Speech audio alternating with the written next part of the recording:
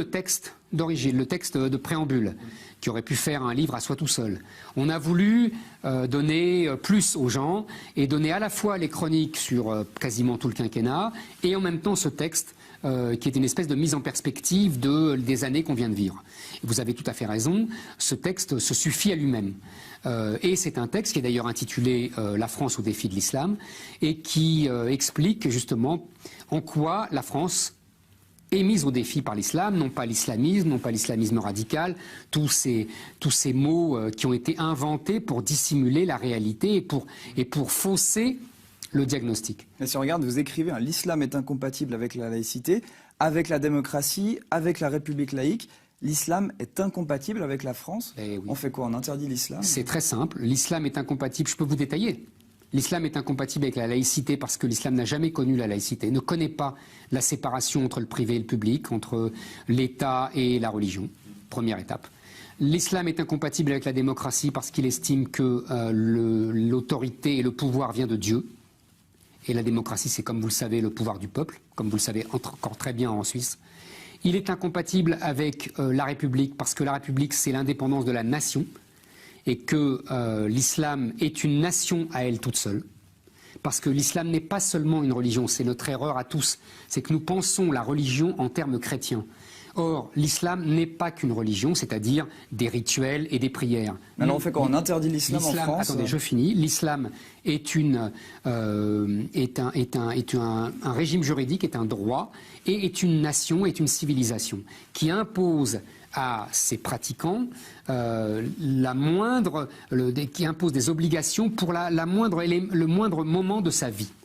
Donc tout ça fait que, effectivement, l'islam est incompatible avec la France. Je vous rappelle que l'islam veut dire soumission et que la France vient de franc, qui voulait dire libre. Donc vous voyez, il y a une incompatibilité totale qui est réduite par l'histoire. L'islam, c'est aussi la paix. Comment? L'islam, c'est aussi la paix. Ah oui, vous avez tout à fait raison, parce que on m'a longtemps suggéré ça, on m'a longtemps indiqué ça, que en fait l'islam a un double sens. C'est la soumission et c'est la paix par la racine salam. Et en fait, je crois avoir compris cette double signification, c'est que on n'a la paix que dans la soumission à l'islam. Et d'ailleurs, c'est exactement ce qui se passe aujourd'hui. L'islam nous a déclaré la guerre parce que nous ne sommes pas soumis complètement à l'islam. Et d'ailleurs, vous remarquerez que depuis 1989, les frères musulmans ont décrété que la France était terre d'islam. D'ailleurs, Tariq Ramadan le dit quasiment crûment. Donc, si vous voulez, nous avons là une civilisation qui en défie une autre. Le mot guerre, vous l'avez employé, vous l'employez dans ce livre, guerre de civilisation. Le mot est fort, votre pays a traversé plusieurs guerres. Pourquoi celle que vous décrivez ici est plus grave que les autres? Pour l'instant, en termes de mort, elle n'est pas plus grave. Vous savez, les guerres de l'Empire, de la Révolution, la guerre de 14-18, la guerre de 39-45, tout ça nous a coûté beaucoup plus de morts. Là, aujourd'hui, nous sommes dans une guerre qui change complètement de nature. Les guerres que j'ai indiquées sont des guerres entre nations, qui sont issues du régime de Westphalie, c'est-à-dire entre États-nations précisément. C'est-à-dire que nous avons des États qui incarnent des nations et qui se font la guerre pour savoir quelle sera la plus puissante, qui dominera l'autre, qui dominera le continent. Nous avons en gros, en 3 siècles, eu un grand affrontement. Ici, vous étiez au balcon de cet affrontement, c'est-à-dire entre les 3 grandes nations européennes que sont la britannique, l'allemande et la française. Et nous avons eu, depuis 3 siècles, un affrontement pour la domination de l'Europe et du monde. Cet affrontement s'est fini par l'effondrement des 3 nations. Voilà. Comme ça, c'est simple. Et nous sommes tous sur protectorat américain qui est venu, tel le Deus ex machina, régler tout. Aujourd'hui, nous avons un autre type de guerre, qui est le retour à une guerre pré-westphalienne, avant le traité de Westphalie, qui revient au Moyen-Âge, qui est une guerre qu'on a connue au 8e siècle, qu'on a connue au 9e siècle, qui est une guerre faite de razzias, faite d'actions ponctuelles, qui ont très bien connu, qui ont très bien agi, qui ont très bien fomenté les tribus arabes au 7e siècle, au 8e siècle. Et nous revenons peu à peu à cet affrontement entre l'islam et la chrétienté, et en particulier entre la France, parce que, je l'explique dans mon texte, la France est le cœur de la chrétienté. Depuis toujours, c'est de la France que soit l'islam a attaqué, soit il a été attaqué. Hein, je refais cette historique, etc. Donc là, il y a un conflit millénaire qui simplement renaît de ses cendres. Pour en revenir à l'identité, dont vous parlez aussi abondamment dans ce livre, il y a la question des prénoms. Respecter la culture française, c'est donner des prénoms français. Vous le dites, le contraire, c'est s'éloigner de la France. C'est colonisateur d'appeler son fils Mohamed. Alors, vous réduisez ma pensée. C'est simple. Il y a eu en France, d'abord la France a été évidemment une terre chrétienne, faite par l'Église, façonnée par l'Église et les rois qui étaient oints par l'Église, donc ça c'est indéniable dans l'histoire. Deuxièmement, à partir de la loi du 11 germinal en 11, donc c'est bien sous la Révolution, avec Bonaparte à sa tête, on est en 1803, il y a une obligation de choisir les prénoms de ses enfants dans le calendrier, donc le calendrier des saints chrétiens. Abrogée aujourd'hui, cette loi. Abrogée depuis 1993. Et on y reviendra, si vous voulez. Moi, je suis pour le rétablissement de cette loi. Je pense que cette loi a été une des causes qui ont permis l'assimilation des populations venues de différents pays, les Italiens, les Espagnols, les Juifs d'Europe centrale, les Russes, etc. Tous se sont pliés à cette règle.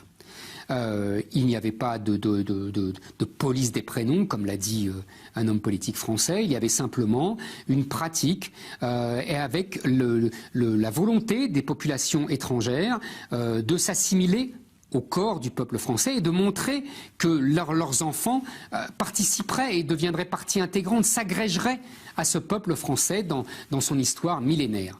Parce qu'en donnant un prénom à son enfant, on adopte l'histoire du pays. On ne s'appelle pas Thibaut. Si on s'appelle Thibaut, ça veut dire que c'est Thibaut des croisades. Si on s'appelle Mohamed, c'est Mohamed le prophète, et ce n'est pas la même tradition, ce n'est pas la même civilisation. Mais c'est pas une allégeance à Daesh que d'appeler son fils Mohamed. Je n'ai jamais dit ça. Vous savez, Daesh, c'est anecdotique. C'est une allégeance, au contraire, à la civilisation islamique, la civilisation coranique. C'est un prénom coranique. Mais pour vous, Omar Sy, Zinedine Zidane, Jamel Debbouze sont moins français? Ah, mais c'est une question qu'on me pose toujours. La réponse est assez simple. Il y a le sociologue Philippe Diribarne distingue entre le corps politique et le corps social. Le corps politique, c'est le droit, la nationalité, etc. Effectivement, pour ce corps politique-là, pour le droit, pour la nationalité, le droit de la nationalité, ces gens-là que vous citez sont évidemment aussi français que moi. Il n'y a pas de différence, nous sommes tous français parce que nous avons tous la nationalité française. Maintenant, il y a le corps social, ce que Diribarne appelle le corps social, c'est-à-dire comment le peuple français, le corps social français reçoit ces nouveaux Français. Vous savez, moi, je ne suis pas un Français de souche. Mes ancêtres n'étaient pas français. Ils ne sont français que depuis 1870. Donc je n'ai aucune prétention. Je ne prétends pas que mes ancêtres étaient là aux croisades. Je ne suis pas le cousin de La Rochefoucauld. Donc je sais ce qu'il faut faire pour devenir français. Et je dis que pour devenir français, mes ancêtres ont donné des prénoms français à leurs enfants.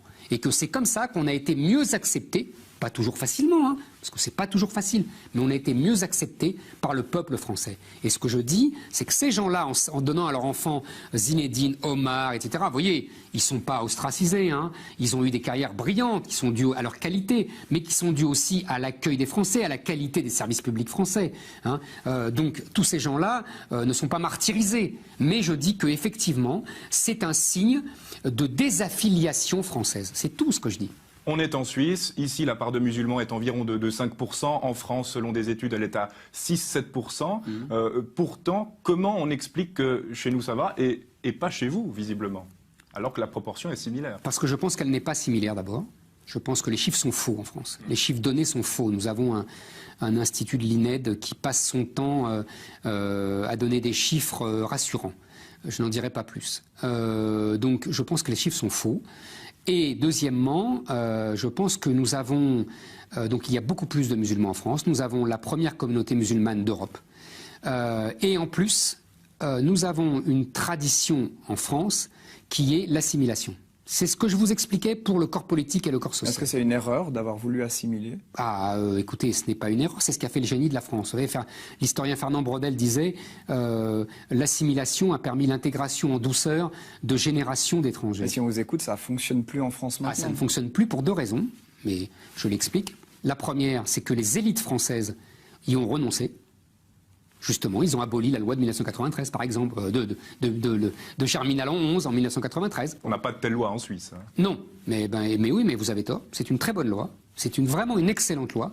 Et deuxièmement, parce que justement, l'islam n'est pas une simple religion, qu'elle est une civilisation, qu'elle est une nation, et que donc nous voyons petit à petit l'émergence d'un peuple dans le peuple, qui a d'autres références, qui a d'autres héros, qui a d'autres cultures, qui a d'autres modes de vie, et qui impose tout cela dans des territoires de plus en plus nombreux et importants.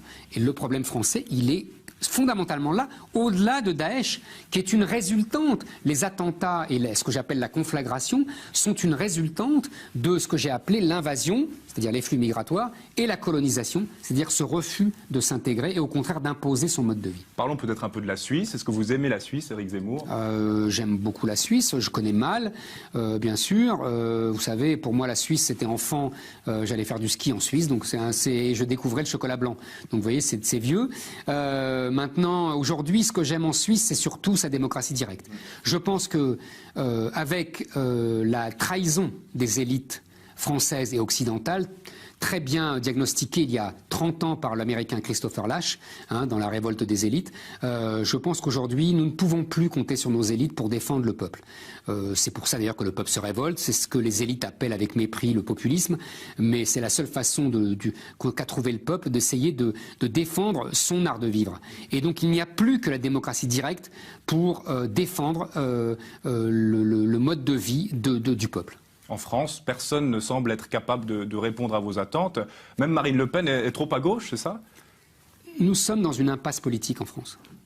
Nous sommes dans une impasse politique. C'est-à-dire qu'il n'y a pas de majorité politique pour défendre et pour incarner la majorité sociologique et idéologique qui se devient évidente et dont je suis une des expressions. Le succès de mes livres en est une des expressions, mais il y en a beaucoup d'autres. Et c'est une vraie impasse politique. C'est pas la première fois dans l'histoire française qu'il y a des impasses politiques, c'est-à-dire qu'il y a des décalages entre la majorité sociologique et idéologique et la majorité politique. Ça se traitera avec le temps et en général, en France, ça se traite dans le sang. Mais c'est le drame français. Un pronostic pour la présidentielle? Qu'elle sera aussi inutile que celle de 2012. Vous voterez pour qui, Éric Zemmour? Ça vous regarde pas d'abord, et puis on verra bien. À chaque apparition médiatique, vous suscitez soit l'indignation, soit l'adoration. Il y a eu des centaines de plaintes déposées contre vous auprès du CSA la semaine dernière après un passage télévisé. Être détesté, ça vous excite? Vous savez, les plaintes étaient toutes organisées, orientées, dirigées, manipulées par le Conseil contre l'islamophobie, donc c'est pas des vraies plaintes. Deuxièmement, je ne suis pas détesté, je suis au contraire très aimé, mais par les Français. Je suis détesté par une petite caste médiatique qui refuse le débat, qui aboie, qui insulte, qui invective. Ça m'excite pas, ça m'indiffère. Ça vous donne pas envie des fois de dire stop? Vous êtes père de famille, vous avez des enfants. Vous savez, ça sert à rien, donc il faut accepter. Vos moments d'évasion, Éric Zemmour? Entre autres la littérature française. On rappelle votre livre, Un quinquennat pour rien. Merci beaucoup, Éric Zemmour, d'avoir choisi Les Mains Bleues. Merci à vous.